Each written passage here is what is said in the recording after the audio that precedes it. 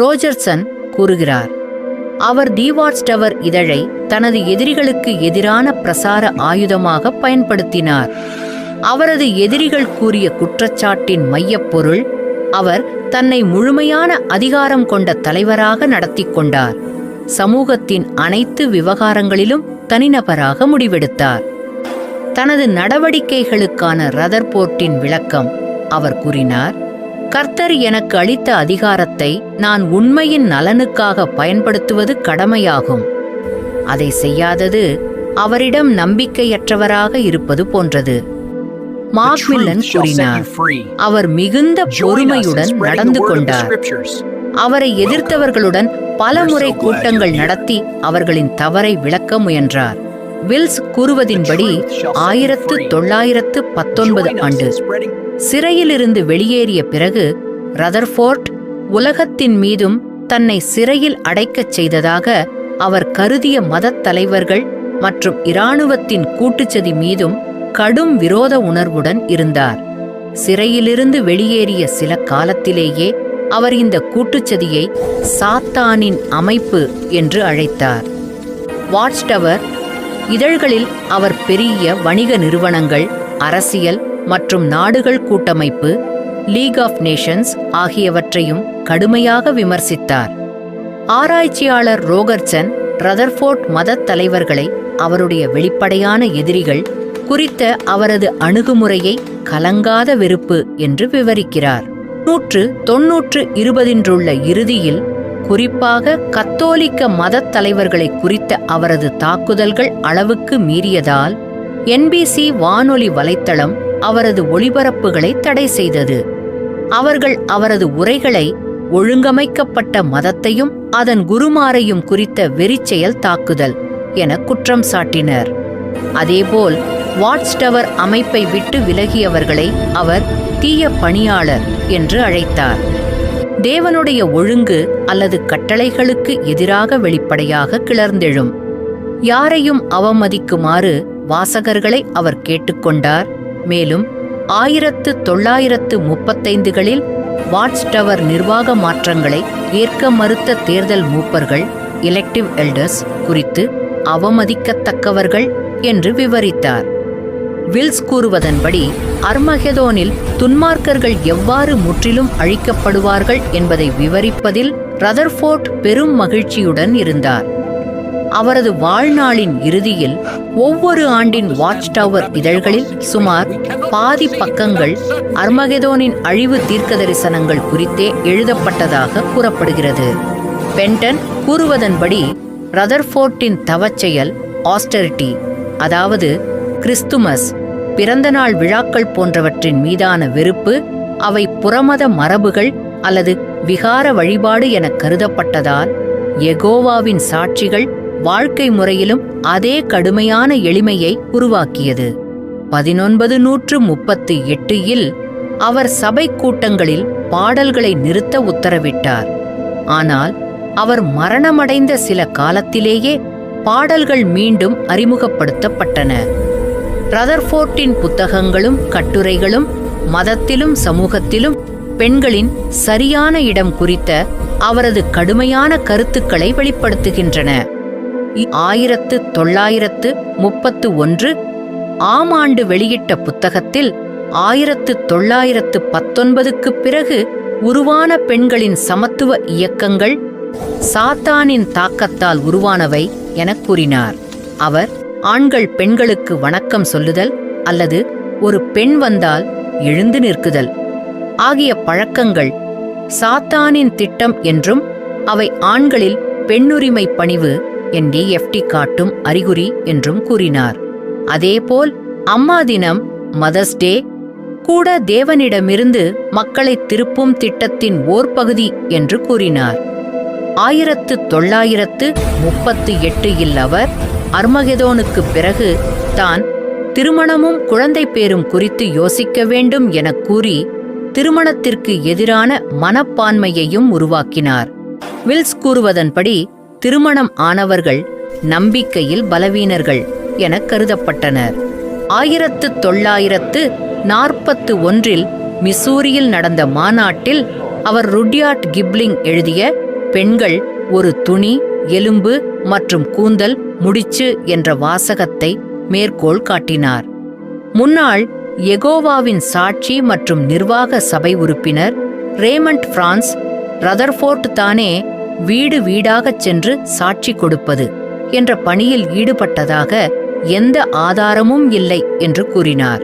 அவர் அதனை எல்லா சாட்சிகளுக்கும் கடமையாக அறிவித்திருந்தாலும், ஆனால் மக்மில்லன் ரதர்ஃபோர்ட் 1905 அல்லது 1906 அவர் நீர்முழுக்கு பெற்றபோது வீட்டு வீடாகச் சென்று சாட்சி கொடுத்த சம்பவங்களை விவரித்தார்.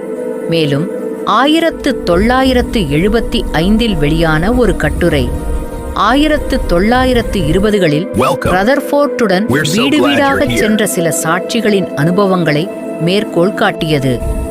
அதிகாரப்பூர்வ வரலாற்று நூலும் ரதர்ஃபோர்ட் தானும் வீடு வீடாகச் சென்று சாட்சிய பணியில் பங்கேற்றார் என்று குறிக்கப்படுகிறது.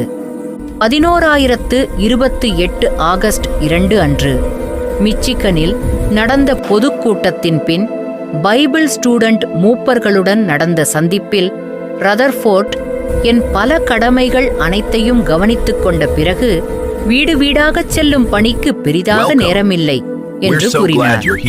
வில்லியம் வேலன் மற்றும் ஜேம்ஸ் பென்டன் இருவரும் கூறுவதன்படி ரதர்ஃபோர்ட் என்பது சார்ல்ஸ் டெஸ் ரசலுக்காக இருந்ததைப் போலவே பிரிகாம் யங் என்பது மார்மன் தீர்க்கதரிசி ஜோசப் ஸ்மித்திற்காக இருந்தார். பென்டன் கூறுவது, ரசல் மற்றும் ஸ்மித் இருவரும் திறமையான மதத் தலைவர்களாக இருந்தாலும் கனவுகளால் வழிநடத்தப்பட்டவர்கள். ஆனால் ரதர்ஃபோர்ட் மற்றும் யங் இருவரும் நடைமுறை தலைவர்கள். தாங்கள் வழிநடத்திய இயக்கங்களுக்கு நிலைத்தன்மையை கொடுத்தவர்கள். அன்பான சகோதர சகோதரிகளே, கர்த்தரின் நாமத்தினாலும் எல்லோரும் ஆசீர்வதித்து வரவைக்கிறோம். நம்ம ஜெகோவா விட்னஸ் பற்றி கொஞ்ச நாளாக பார்த்துட்டு வந்துன்னு இருக்கிறோம். ஒவ்வொரு எபிசோடாக நாங்கள் பண்ணின்னு இருக்கிறோம். சார்லஸ் பற்றி சொன்னோம், நெல்சன் பற்றி சொன்னோம், இப்போ ரதர்ஃபோர்டு பற்றி சொல்லிட்டு இருக்கிறோம். இது ரதர்ஃபோர்டோட 3வது பாட்டு இதோட முடிய போகுது. உங்களுக்கு ஜெகோவா விட்னஸ் என்னன்றது ஒரு பேசிக் தெரியணுன்றதுக்காக தான் இவங்களை பற்றி சின்ன சின்னதாக நாங்கள் காமிச்சிட்டு இருக்கிறோம். இவங்களை பற்றி சொல்லணுன்னா ரொம்ப பெருசு இருக்குது.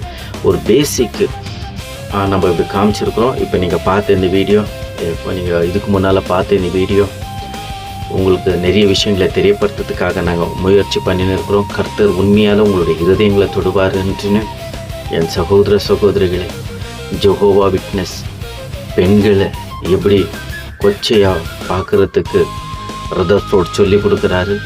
தேவனுடைய சத்தியத்தை மீறுவது எப்படி என்று சொல்லி கொடுக்குறாரு. தேவனுக்கு விரோதமாக செய்கிறது எப்படின்னு சொல்லி கொடுக்குறாரு. உண்மையால் கிறிஸ்துவத்திலிருந்தோ வேறு மதங்களிலிருந்தோ ஜெகோவா விட்னஸ்க்கு போகிறவங்க ஒரு தடவை முட்டிக்கால் போட்டு தேவனே இது என்னன்ட்டு நீங்கள் கேட்டிங்கன்னா கர்த்தரே உங்களுக்கு வெளிப்படுத்துவார். அவங்க சொல்கிற சில வசனங்களை, பிரதர் இந்த வசனம் இப்படி இருக்குது, இந்த வசனம் இப்படி இருக்குதுன்னு ஏமாறாதீங்க. உங்களுக்கு சந்தேகம் இருந்தால் எனக்கு கமெண்ட் பண்ணுங்க. பிரதர் நான் உங்கள்கிட்ட மீட் பண்ணணுன்னு கண்டிப்பாக நான் வந்து பார்க்குறேன். சத்தியத்தை தெரிந்து கொள்வோம், சத்தியத்தை உலகெங்கும் பரிசாற்றுவோம், வேரியன்ஸ் போல இருக்குவோம். ஒருத்தர் ஒரு வசனம் சொல்லிட்டாங்கன்னு தலை சோர்ஜி நிற்கக்கூடாது. ஒரு வசனம் சொன்னால் நம்மளுக்கு புரியலன்னா தேவனுக்கிட்ட நம்ம போய் கேட்கும்போது கண்டிப்பாக நம்மளுக்கு சொல்லி தருவார். உங்களுக்கு ஒரு எக்ஸாம்பிளுக்கு ஒரு அற்புதமான வசனம் சொல்லணும்னா, இப்போ இயேசுவை வந்து இவங்க மேக்கியாலான்றாங்க, ஒரு தேவதூதர்ன்றாங்க. ஆனால் வேதம் 1 தீமோத்தி 3:16 சொல்லுது, பக்திக்குரியது நம் யாவரும் ஒப்புக்கொள்ளக்கூடியது என்னவெனில் தேவன் மாம்சமாக வெளிப்பட்டார். அங்கே ஏஞ்சல் வெளிப்பட்டாருன்னு சொல்ல வரல, மாம்சமாக தேவன் வெளிப்பட்டார்னு. இதை பற்றி நம்ம இன்னும் அநேகம் உங்களுக்கு சொல்ல விரும்புகிறேன், ஆனால் இந்த ஒரு வீடியோவில் முடியாது. இப்போது இவங்களோட சரித்திரம், இவங்க யார், எப்படி ஜெகோவா விட்னஸ் வந்துச்சுன்னு இதுக்கு மேலே தான் இருக்கிறதே ட்விஸ்ட்டு. இவங்களுடைய ஸ்டாண்டர்ட், இவங்களுடைய டாக்டரினோட ஸ்டாண்டர்ட் என்ன, பைபிளுக்கு ஒத்து வருதா, பைபிளை தாண்டி வெளியே போகிறாங்க, இல்லை ஒரு தனிப்பட்ட மனுஷனோட கருத்தா. நான் உங்களுக்கு சொல்லின்னு இருந்தேன், ரதர்ஃபோர்டு வந்து சார்லஸை வாங்கி சாப்பிட்ருவார்னு, இது லோக்கல் லாங்குவேஜ் வாங்கி சாப்பிட்ருவாருன்றது சார்லஸை மிஞ்சிடுவாருன்ட்டுன்னு. ஆனால் போய் இவரை பற்றி நாங்கள் படிக்கும் போது, இவரை பற்றி நாங்கள் ஆராய்ச்சி பண்ணும்போது எங்களுக்கே ஒரு மாதிரி ஆயிடுச்சு. இப்படி கூட ஒரு மனுஷன் இருக்குவானா, இந்த மனுஷனை பின்னால் இத்தனை பேர் ஃபாலோ பண்ணுறாங்களா, இவங்க ஒரு நாளும் பைபிள் படிச்சிருந்து இல்லையான்னு நிறைய பைபிளில் இருக்கிற வசனங்களை அப்படியே கூச்சமே இல்லாமல் பயமே இல்லாத தூக்குறாங்க என் சகோதர சகோதரிகளை. அதை பற்றியெல்லாம் வரப்போகிற நெக்ஸ்ட் எபிசோடில் பார்க்குறோம். இது உங்களோட சரித்திரம் சொல்லியிருக்கிறோம். இதுக்கு மேலே தான் டாக்டர்னு சொல்ல போகிறோம். வெயிட் பண்ணுங்க, காத்துனருங்க, எங்களுக்காக ஜெபிங்கோ. என் பேர் ஜேவி ஆம்ப்ரோஸ்னு. கர்த்தர் அவருடைய அறிவு எனக்கு கண்டிப்பாக தருவார். அவருடைய ஆவி என் மீது ஊற்றுவார். நான் நம்புகிறேன். படிக்க தெரியல, நான் மூலையில் உக்காரத்துக்கு எனக்கு விரும்பலை. என் தேவனே அநேக ஆத்மாங்களுக்கு இந்த சத்தியத்தை போய் சேரணும்னு என்னுடைய ஜெபம், என்னுடைய போராட்டம், என்னுடைய கண்ணீர், என்னுடைய வேதனைகளை நான் சொல்ல முடியல. ஒவ்வொன்றும் நான் தேடி தேடி தேடி தேடி இன்னைக்கு உங்கள் கண்ணு முன்னால் கொண்டு வந்திருக்கிறேன். என் சகோதரர்களை இந்த வீடியோவை ஷேர் பண்ணுங்க, பாருங்க, அநேகருக்கு ஷேர் பண்ணுங்க. அநேக ஜனங்கள் மக்களும் புரிந்து கொள்ளட்டும் கர்த்தர் உங்களோடு இருக்கிறார் என்று நான் நம்பி விடைபெறுகிறேன். கர்த்தரின் ஆவி உங்கள் மீது இருக்கும், உங்களோடு இருக்கும். தேவனாகிய கர்த்தர் உங்களை ஆசீர்வதிக்கட்டும் என்று நாசரேத்தனாகிய இயேசுவின் நாமத்தில் உங்கள் எல்லோரையும் ஆசீர்வதிக்கிறேன். என் அன்பான சகோதர சகோதரிகளே, ஆமென். பாய். நெக்ஸ்ட் வீடியோ பார்க்கலாம்.